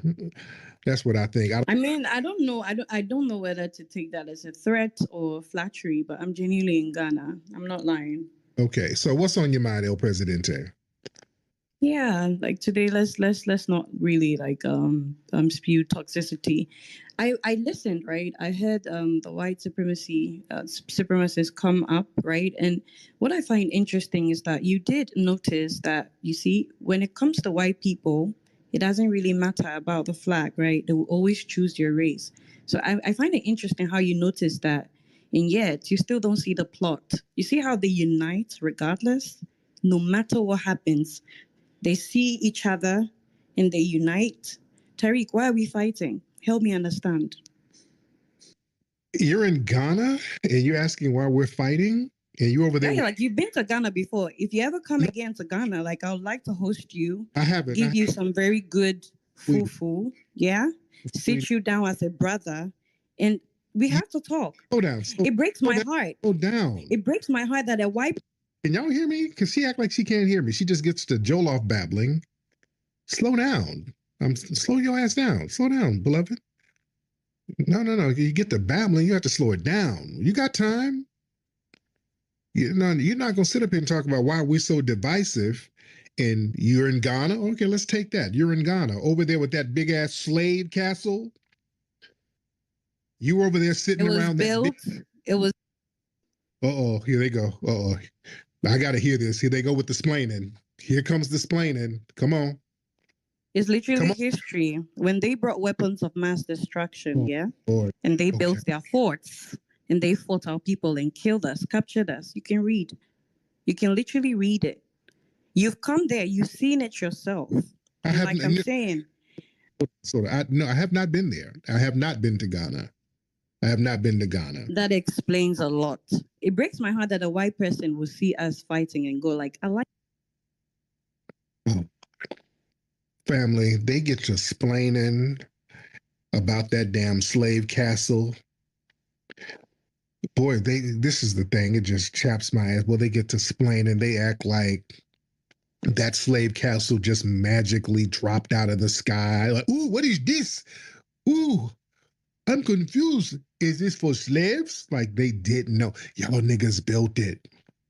Y'all niggas helped build that castle. Throughout history, you've literally seen these people use weapons of mass destruction to cause genocide. And you're asking me this. Do you apply critical thinking at all?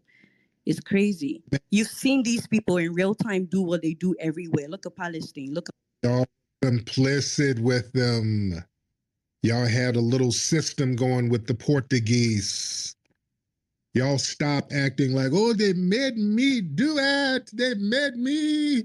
They forced me to do it. Oh, y'all had a deal with them. Come on, El Presidente. Do you really want to go there? Are you ready to have a conversation, or you just want to mute me and Wani and Professor Alan up in here, because they be killing that. They be whooping y'all ass on that talking point, by the way. That whole, the Portuguese made me do it. Don't let me bring them up here to whoop your ass intellectually with that. Because Brother Alan gonna come in here quoting. He's gonna start whooping your ass with quotes and book references. Don't, please. So would you blame Palestinians? Would you? Do I what, dear? Because man, you're just walking right into it. I don't want to see Would you you get in. blame the Palestinians for what happened in Gaza? Is that what you're doing? Oh, so you're trying to compare History is out there for all to read, guys. It's not the a Palestinians? narrative you can just, not an opinion. It's out there. You can. There a slave dungeon in Palestine? What are you saying? I'm helping you understand that these people are invasive, and then when they invade your space, they cause genocide. They did it in America. They did it everywhere. They did it here. They colonized us. Like, logic, critical thinking. That's all we're asking. So Let's have a conversation. Okay, so what you're saying? When are you going to come to Ghana? So the Portuguese went over there and forced a slave castle over there, and you couldn't do anything about it. It wasn't built by the Portuguese, actually. It was built by the British. No, Elmina But anyway, was when are you coming to Ghana? When are you coming to Ghana? Elmina was built by the Portuguese initially. It was educative. Look, you don't know the history. You don't know why those forts were there. They were not forts initially. They made them forts. They brought the weapons and they used it against us. It's the same rule they use everywhere. Then they divide the tribes and conquer them like they're dividing you and I and telling you that they're happy about what you are doing. Family, Elmina Castle. It's called Elmina. That's a Portuguese name. That's not a British name. Elmina literally is, what the hell? It was built by the Portuguese in 1482. I got Professor Allen up here. Hold on. Let me get Professor Allen. All right. It's okay, sure. It's built by the Portuguese. Read more. Read more. Let's hear. Read more. It was built for what purposes? Why did they build the castles and what were their names? Were they forts before? And how the weapons get there? Did we create those weapons? Are you aware that they use weapons on us?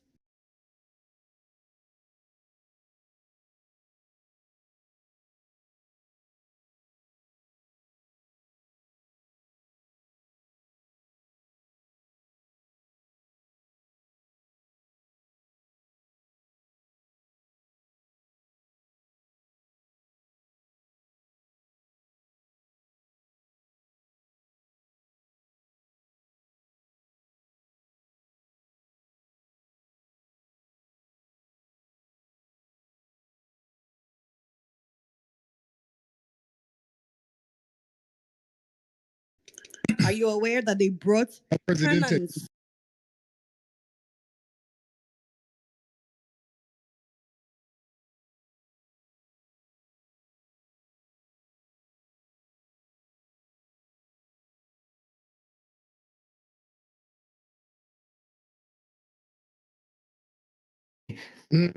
My man, thank you so much. Yo, good. Yeah, that whole thing where they were forced and we didn't know.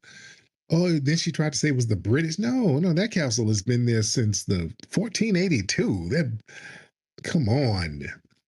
Oh, don't start talking all that divisive stuff. They love with talking that divisive stuff coming from these places where they were lockstep and complicit with these white supremacists, rounding folks up, selling them all over the place. And now that the deal backfired on them, they're trying to circle the block on us. Hey, help us, nigga. Come on now. We gotta put all this stuff on out there. Let's get John O'Connor. John O'Connor. Since John O'Connor ain't saying nothing, let's get the Black Receipt in the building. What's going on, my brother Tariq? What's good, brother? I'm good. How are you? I'm doing all right. I want to ask you, because the sister Sabby Sab, she did a video about Hakeem Jeffries, and come to find out, he related to Leonard Jeffries. Yeah, the great writer Leonard Jeffries. So I want to ask you, what you think about these Sambos that come from riders? Like, do you think it's a manipulative thing that the powers that be do, or it's just they see the generation before them, the pain that they went through trying to stand no business, and they just take the money and go the other way? Yeah, man. They kind of look at the families of some of the riders, and then they kind of try to co-opt them to make sure they don't bring that legacy to the next generation. So they kind of get them early. So that kind of happens in certain situations. Hakeem Jeffries, he's related to the great Leonard Jeffries. Leonard Jeffries has been in my movies. Ryder, phenomenal scholar. But Hakeem Jeffrey, he's on the Democrat shield train, so he does the bidding of them. So, everybody ain't gonna be like the riders before them. Like you got like people from like Fonnie Willis. I think her dad was a Black Panther, from what I understand, down there in Georgia. Oh, Fonnie the Mammy. Well, I was begging people not to let her get in office. I think her dad is a damn Black Panther. See, it goes both ways. It goes, it goes different ways. Fonnie Willis, man, I was trying to get Paul Howard reelected. I said, man, we had Paul Howard ready. We were chopping it up with him. He was ready to put charges on some of these race soldiers. That was on the political agenda. And then the police union started funding Fonnie Willis. I said, man, do not let Fonnie get in office. Do not let her get in office. I was begging people not to let Fonnie Willis get in office. They let that woman get in office. Well, she ended up crashing out the charges on the race soldiers, the race soldier killed his brother in the Wendy's parking lot. There were big protests down there.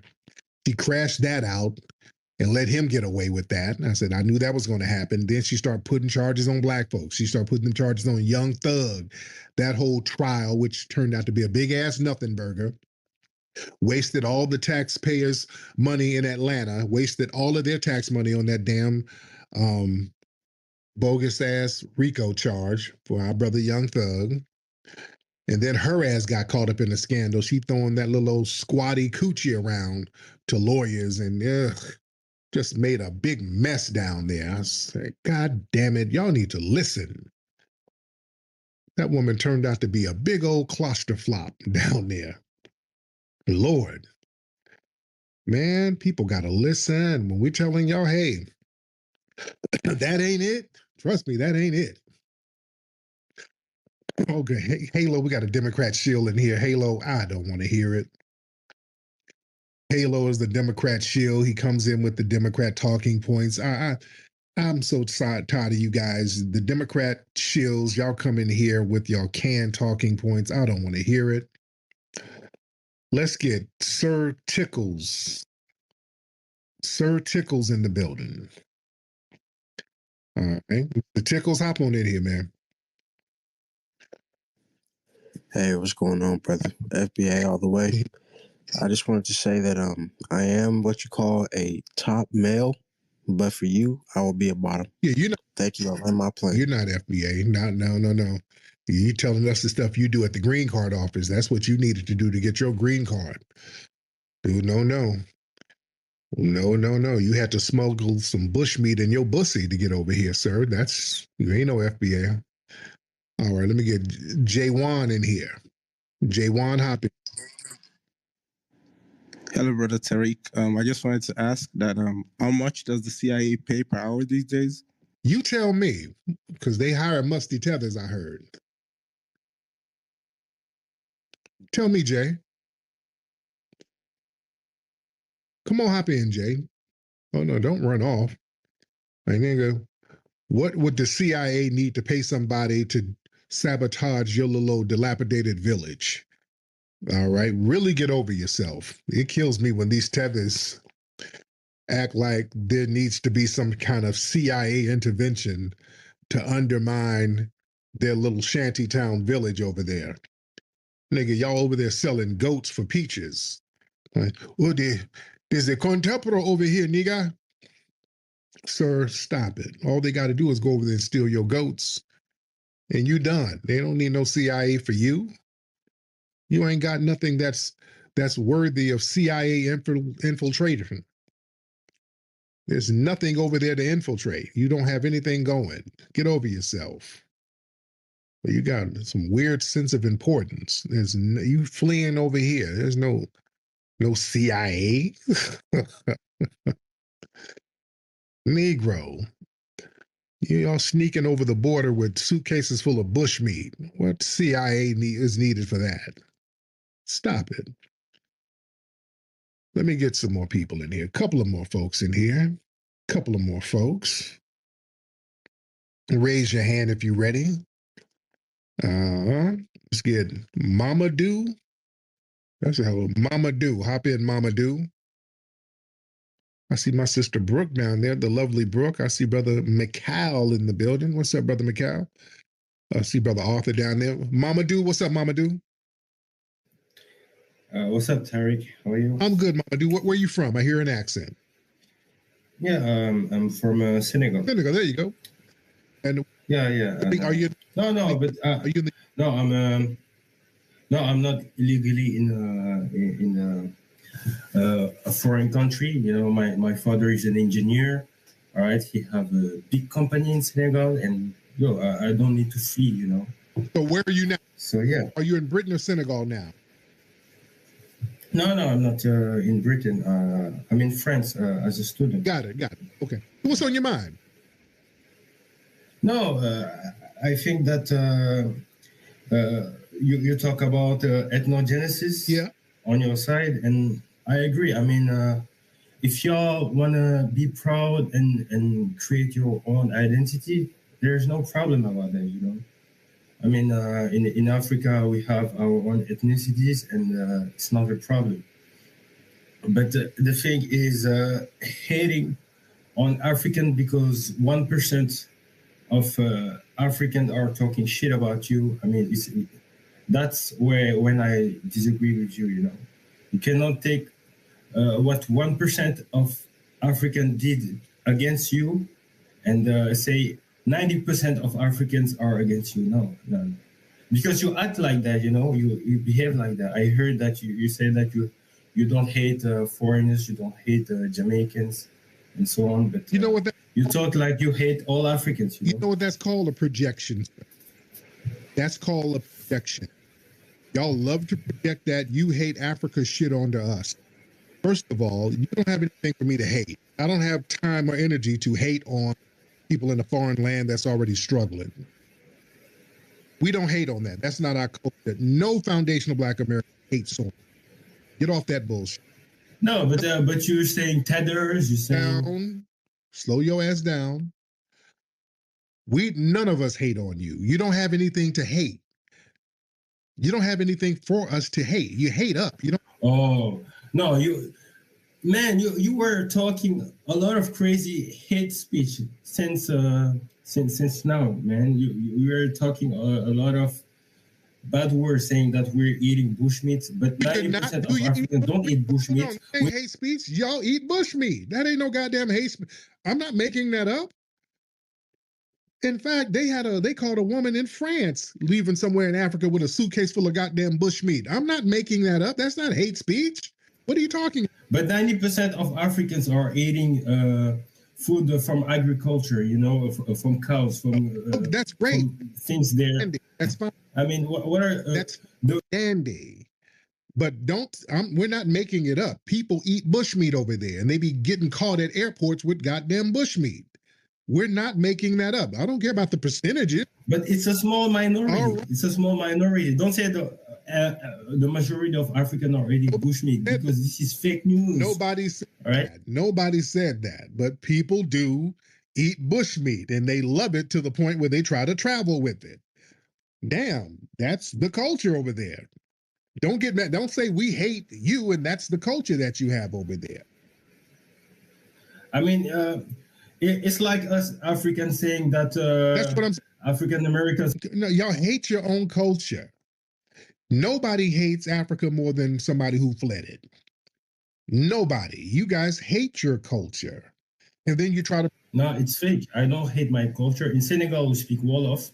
I mean, the vast majority of people are speaking Wolof. When white people are coming in Senegal, we're speaking Wolof, and they're learning Wolof. And if they don't speak Wolof, I mean, they will not be integrated in our society fully, you know. And it's a fact. You can say that for a lot of African countries like Kenya, like South Africa also. The Zulu are really proud people. I mean, they speak Zulus, you know. And man, I don't know what you're talking about. Y'all, I'm sorry. Speak French over there. France controls your damn bank. Or what do you? No, but actually, we're doing everything to erase French language and French names in our streets. We're doing a lot of big things. Do you know about Bassirou Diomaye Faye, our new president? Do you know him? Do you know what he's doing? No, what is he doing? No, but I mean, Senegalese people fight hard to kick out our dictator, whose name is no. By the way, sorry for my English because no, I don't. I speak Wolof first. I speak Wolof first and French second. You know. Okay, brother. Thank you, because he's about to start. No, let me talk. No, I don't want to hear the tether explaining, because they sit up and talk all this shit, and dude, y'all still speak French. France still controls your banking over there. The CFA franc system is still over there. They control your damn banking. You're still basically colonized by France because they got you colonized economically. And then when you point that out, yes, but we're working to stop it now. We're getting the streets renamed. We're working to stop, and then Akon City is going to be built. Oh, God, I don't want to hear it. No disrespect. I just don't want to hear it. Nobody's hating on y'all. Say the same shit. I don't want to hear it. I don't want to hear about Akon City and the Wolof. I don't want to hear it while you sitting comfortably up out of there. God, I don't want to hear it. It's like a broken record, man. It's like a broken record. You niggas hate us. I don't like you hit on us. Only a few of us travel with bush meat. It's not all of us with bush meat. Okay. All right. Okay. I don't want to be stuck on a plane with nobody with bush meat. I'm sorry. Like, we're making that up. We're not. We're not making that up. You hit us because you pointed out the bush meat. You're supposed to keep it secret, nigga. Y'all remember a few years ago they got mad at Kendrick Lamar because he did a video. He went over there to Ghana somewhere and did a video, and they're like, he's trying to shame us. He's showing how fucked up it is over here. They started getting mad at Kendrick because he did a video, just a video showing what it was like. He was the scenery in the background. They didn't like that it was all dilapidated, so they tried to get on his case. Oh goodness, man. Goodness freaking grief, boy. The tethers be wearing me out, man. I'm sorry. I'll be tired. I'll be physically tired dealing with these goddamn tethers, man. Oh, they wear me out. Do y'all get worn out by these motherfuckers? God. Well, I want me a plate of bush meat. I'm hungry. Shit, they done worked up an appetite. Give me some monkey legs. Shit, I'm hungry. They done worked up an appetite with my ass. Fry that bush meat up in your suitcase. Just swat the flies from that motherfucker first. Damn. Boy, y'all be working on a nigga, man. Now let me get one more call in here. I just can't with y'all, man. It's dealing with y'all, the tether class, all that splaining and running. God. It's tiring, man. All that splaining. Yes, Elmina Castle, it was a spaceship from the planet Jupiter that dropped it down, and we did not know what it was. And it started magically getting niggas and selling. Shut up. Shut up. Good grief. Stop splaining. I can't take the splaining, man. Okay. Let me get Fahima. Let me get Fahima in here. Let me get Fahima. Sister Fahima, hop in, beloved. Sister Fahima. Miss Fahima, are you in here, beloved? Miss Fahima, are you in there boiling some black-eyed peas and letting them savor until the morning? What are you doing, Fahima? All right, Fahima ain't ready. Let me get her out of here. Let me get one more good one. Let me get one more good call. Yo, raise your hand if you're ready. All right. Moonrise, I've had you on before. I forgot what we talked about, but let's get Moonrise in here. Moonrise. Thank you for calling me, Tariq. I've been raising my hand. I got so much to say. I'm gonna make it brief, but I'm about to cook. Hello to you, sir. Hello, everybody. Hi, B1 family. Okay, so to the one dude that called.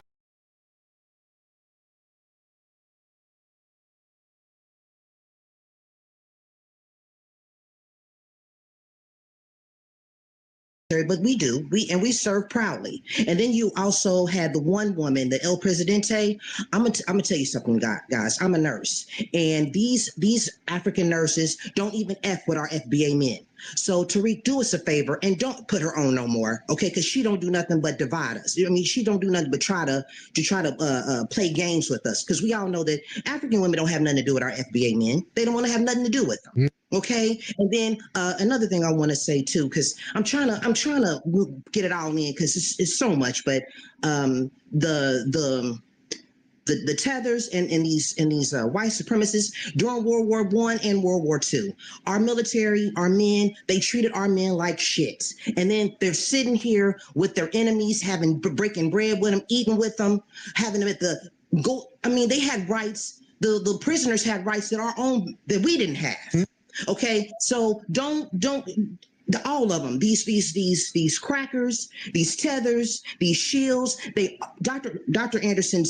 Claude Anderson said it perfectly. He said we can't fight all these groups, and it's coming to fruition. All these groups is coming at us, Tariq. So I have a question for you, and I have a question for the family. How are we supposed to keep our sanity when we're living in an insane time? As Neely Fuller Jr. said it, how can we wrap our brains around I'm sorry. I'm just really upset because we have so many enemies against us, and all we have is each other. And how do you keep from going insane, Tariq? How do you keep from just straight going off on these people? And I'm gonna land my plane there. Thank you. Love it. Yeah, just keeping focus, just understanding the play, and just staying focused on our lineage and understanding splaining when we hear it, and not going for the splaining. Yeah, we're focused on what we need to focus on. We're focused on prioritizing getting tangibles for our lineage, preserving our lineage, and stopping any type of ethnogen.